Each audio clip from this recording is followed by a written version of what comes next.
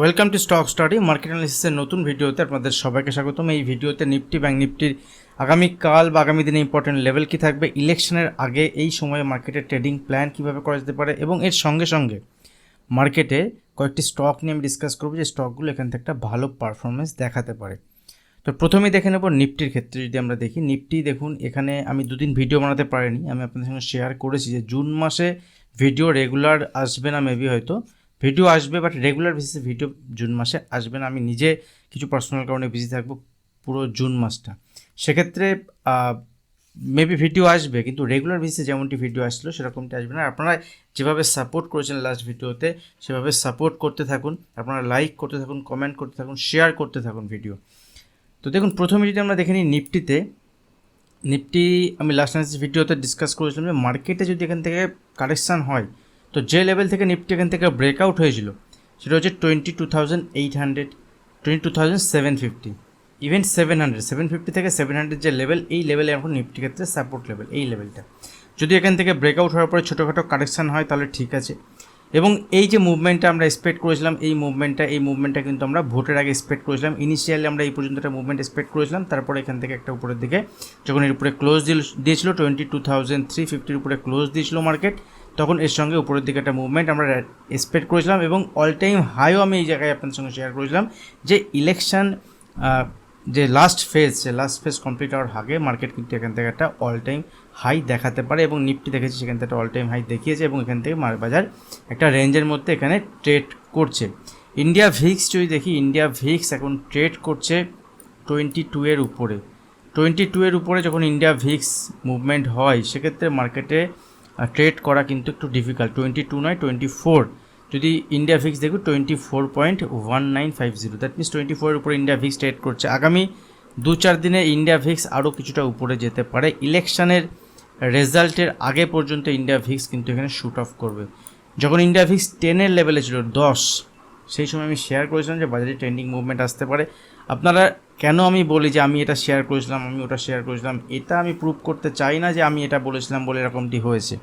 দেখুন মার্কেটে আমি জাস্ট একটা ভিউ আপনাদের সঙ্গে শেয়ার করি, নিজেও একটা ভিউ তৈরি করার চেষ্টা করি, যেখান থেকে আমি ট্রেড প্ল্যান করি আপনাদেরকে সেটাকে শেয়ার করি just educational purpose, learning purpose.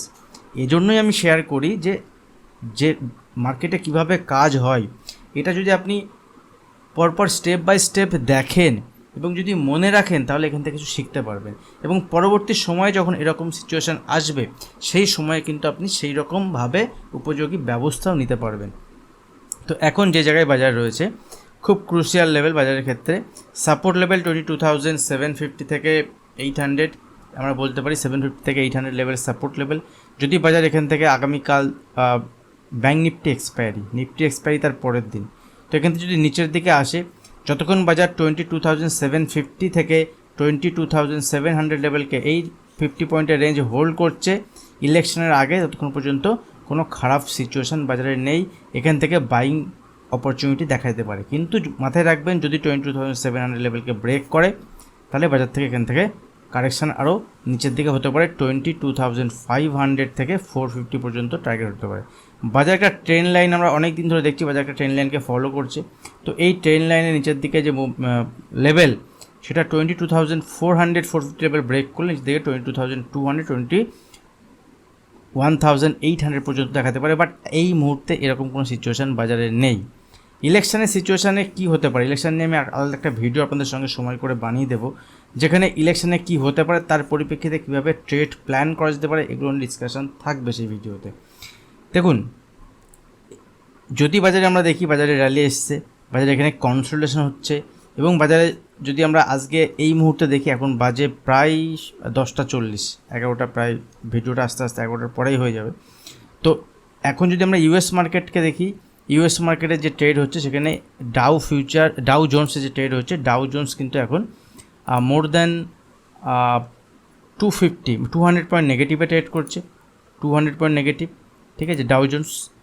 এবং যদি আমরা ন্যাসড্যাক দেখি, ন্যাসড্যাক কিন্তু এখান থেকে পজিটিভ সাইডে, বাট উপরের লেভেলে ন্যাসড্যাকের এখানে সাস্টেনিং যদি আমরা দেখি উপরের লেভেলে অতটা সাস্টেন করছে না, বাট তবুও ন্যাসড্যাক কিন্তু একটা ভালো মুভমেন্ট উপরের দিকে দেখাচ্ছে বিকজ অফ ন্যাসড্যাকের যদি আমরা দেখি এনভিডিয়া যে কোম্পানি আছে, একটা বড় company IT stock, say IT স্টকের একটা ভালো রেজাল্ট এসছে এবং সেখান থেকে ইউএস মার্কেটের যে আইটি ইন্ডেক্স সেখানে একটা পজিটিভ সাইডে মুভমেন্ট হচ্ছে। তো আমাদের মার্কেটে যদি দেখি আগামীকাল যদি ট্রেড প্ল্যান আমরা দেখি, বাজার যদি এখান থেকে নিচের দিকে মুভমেন্ট হয় 21,800 থেকে 750 এখানে সাপোর্ট লেভেল থাকবে এবং এই লেভেল হোল্ড করলে ঠিক আছে। ছোটোখাটো এখান থেকে যদি নিচের দিকে মুভমেন্ট হচ্ছে এই লেভেল পর্যন্ত হোল্ড করে যায় বাজার, এখান থেকে উপরের দিকে মুভমেন্ট আসতে পারে।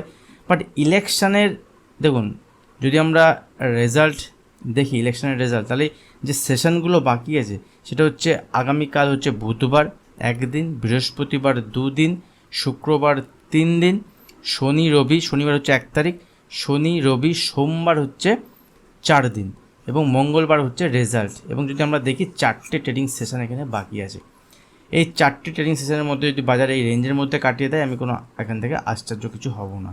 তো সুতরাং আপনাকে যদি ট্রেড প্ল্যান করতে হয়, লাস্ট অ্যানালিসিস ভিডিওতে ডিসকাস করেছিলাম বাজারে ভোলাটিলিটি যেমনটি রয়েছে যে যখন তখন ব্যাঙ্ক নিফটিতে 200-300 পয়েন্টের মুভমেন্ট এদিক ওদিক, নিফটিতে 50-100 পয়েন্টের মুভমেন্ট এদিক ওদিক মুভমেন্ট হবে। যখন বাজারে ভোলাটিলিটি এরকম থাকে, অনেকটা জোয়ারের মতো ব্যাপার থাকে, যখন তখন যেদিকে সেদিকতে জল চলে আসে, সেরকম এখানে মার্কেটে প্রাইস যখন তখন শুট আপ করবে, যখন তখন ফল হয়ে যাবে। তো এই ভোলাটিলিটি যদি কাজ করতে হয় সেক্ষেত্রে ছোট কোয়ান্টিটিতে ছোট স্টপ লস, প্রফিট 2-4টে বেশি হতে পারে, কিন্তু এখানে লস হলেও বেড়ে যেতে হবে, প্রফিট হলেও বেড়ে যেতে হবে। ধরে রাখলে কিন্তু এখানে কোনো মুশকিল, ঠিক আছে।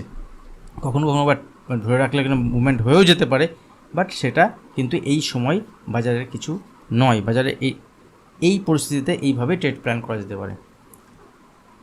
তো যদি আগামীকালের জন্য দেখি, আগামীকাল যদি এখানে বাজার ফ্ল্যাট ওপেন হয় এবং নিচের দিকে 22,800 সাপোর্ট লেভেলের কাছে যদি কোনো সাপোর্ট নেই, উপরের দিকে আমরা 100-150 পয়েন্টের মুভমেন্ট দেখতে পারি। উপরের দিকে আজকে যেখানে রেজিস্ট্যান্স ফেস করেছে বাজার 23,000 লেভেল, 23,000 লেভেল ব্রেক করলে উপরের দিকে 23,100 থেকে 150 এবং 23,125-এর উপরে যদি সাস্টেন করে বাজার, সেক্ষেত্রে বাজার উপরের দিকে 23,150 থেকে 23,125-এর উপরে ব্রেক লেভেল যদি ব্রেক করে উপরের দিকে 23,200 পর্যন্ত টার্গেট দেখাতে পারে। বাট ইনিশিয়ালি 23,000 লেভেল কিন্তু এখন important resistance level.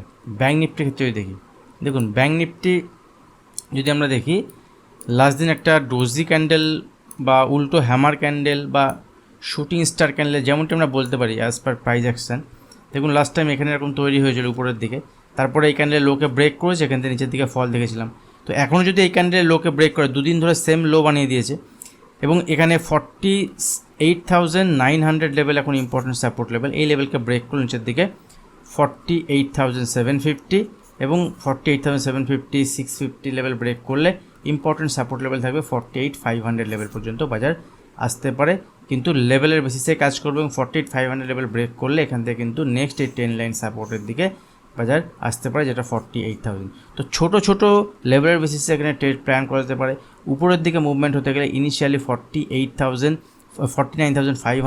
Resistance level, 49,500 level break করলে 49,700 এবং এই লেভেল ব্রেক করলে উপরের দিকে আমরা 50,000 লেভেল পর্যন্ত দেখতে পারি। লেটস সি আগামীকাল কী হয় মার্কেটে।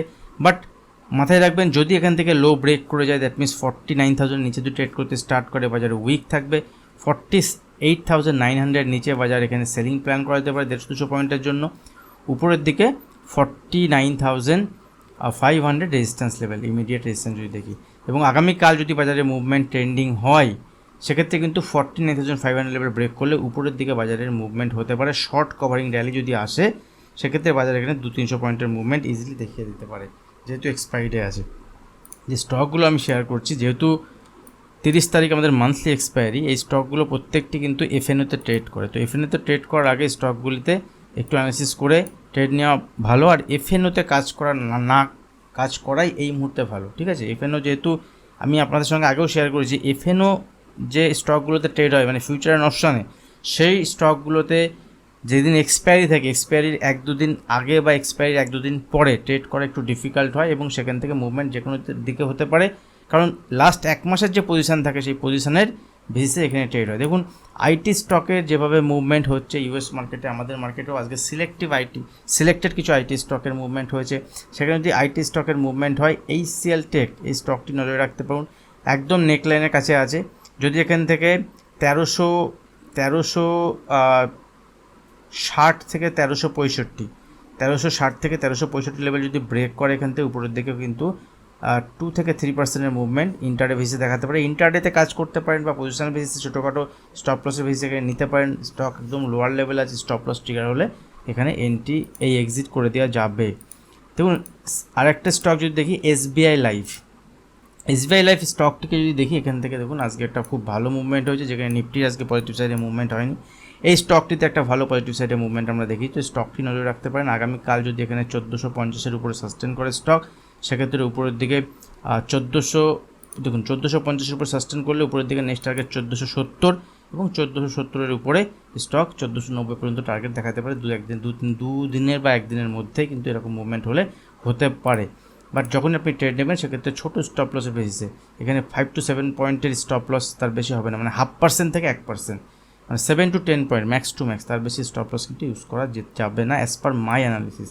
আপনি যখন নেবেন সেক্ষেত্রে আপনি অ্যানালিসিস করে আপনি এখান থেকে কাজ করতে পারেন। HDFC life, same SBI life, HDFC life insurance company. দেখুন এখান থেকে একটা ব্রেকআউট হয়েছে, তুমি যদি দেখি নেকলাইন ব্রেকআউট একদম লোয়ার লেভেল থেকে যদি দেখি, একটা আপনি উইকলি চার্টে দেখলে ডাবল বটম ফরমেশন দেখতে পারবেন এখানে।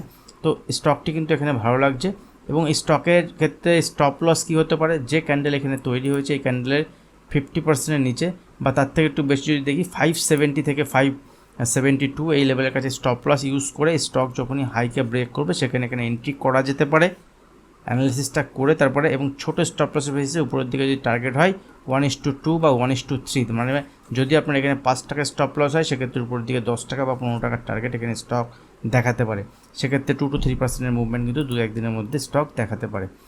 তো আরেকটা স্টক আমি সেল সাইডে আপনার সঙ্গে ডিসকাস করবো, যে স্টকটি সিমেন্স। যদি দেখি স্টকটি খুব ভালো চলেছে এবং এখানে একটা গ্যাপ আপ হয়েছিল, গ্যাপ আপের পরে স্টক চলেছে এবং স্টক এখান থেকে উপরের দিকে যে ফরমেশান চলছে এই ফরমেশানটা কিন্তু খুব একটা বেশি ভালো লাগছে না। যদি লোকে ব্রেক করে, ধরুন এখান থেকে লো যদি দেখি 7100 7100 লেভেলকে ব্রেক করে স্টক, তাহলে 7000 নেক্সট টার্গেট, 6900 এবং 6900 লেভেল যদি ব্রেক করে স্টকের কিন্তু পজিশনের বেসিসে এখানে 6600 টার্গেট পর্যন্ত নিচের দিকে হতে পারে। তো পার্সেন্টেজ ওয়াইজ যদি দেখি তাহলে স্টকের যে লেভেলে আছে যদি এখান থেকে নিচের দিকে ফল হয় এখান থেকে 5 to 7%-এর ফল কিন্তু স্টকের আসতে পারে। সুতরাং এই স্টকটি যদি কেউ সেল সাইডে প্ল্যান করেন সেক্ষেত্রে ইন্টারডে বেসিসে সেল সাইডে দেখতে পারেন স্টকের এখান থেকে সেলিং ক্যান্ডিডেট হতে পারে যদি মার্কেটে কোনো রকম কারেকশান বা ফল যদি আসে। ভিডিও কেমন লাগলো কমেন্ট করে জানাবেন, আর ভিডিও ভালো লাগলে লাইক শেয়ার কমেন্ট করবেন। এখনও যা চ্যানেল সাবস্ক্রাইব করেন চ্যানেল সাবস্ক্রাইব করে বেল আইকন প্রেস করবেন। আজ ভিডিও এখানে শেষ করছি, দেখা হবে নেক্সট ভিডিওতে। ধন্যবাদ।